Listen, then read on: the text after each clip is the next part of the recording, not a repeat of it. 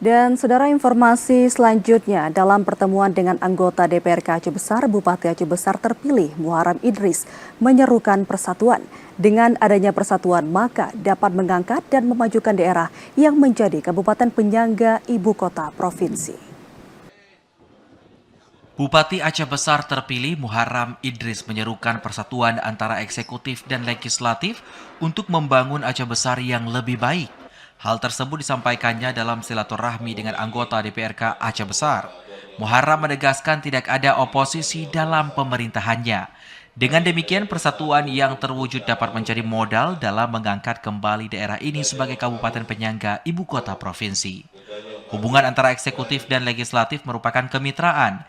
Dengan demikian, dirinya berharap semua pihak dapat bersinergi untuk membawa perubahan nyata bagi masyarakat. Alhamdulillah kami sangat menyambut baik dan mungkin dalam hati kami itu sudah sama-sama ingin melakukan perubahan. Cuman kemarin berjalan sendiri-sendiri dan hari ini kita ajak bersatu untuk membangun Aceh Besar yang lebih baik. Dan Alhamdulillah kita melihat ke-40 anggota DPR kita anggap semua hadir. Ya, berarti bermakna kita sudah bersepakat untuk membangun Aceh Besar. Jadi kita ingin membangun koalisi bersama demi untuk kemaslahatan Aceh Besar. Dan juga setelah ini nanti kami juga akan melakukan silaturahmi dengan para pimpinan-pimpinan partai politik yang ada di Aceh Besar. Sementara itu, Wakil Ketua DPRK Aceh Besar, Nai Sabur, mengatakan seluruh anggota DPRK siap bersinergi dengan pemerintah daerah. Dengan bekerja sama ini, dirinya yakin bahwa Aceh Besar akan semakin maju ke depannya.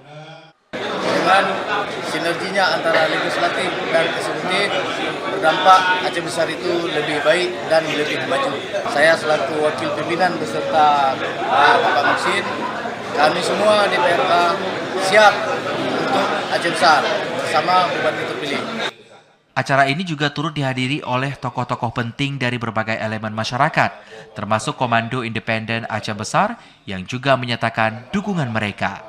Melalui komitmen bersama antara eksekutif dan legislatif Aceh Besar, kini berada di jalur perubahan yang lebih baik. Tim Liputan TVRI Aceh melaporkan.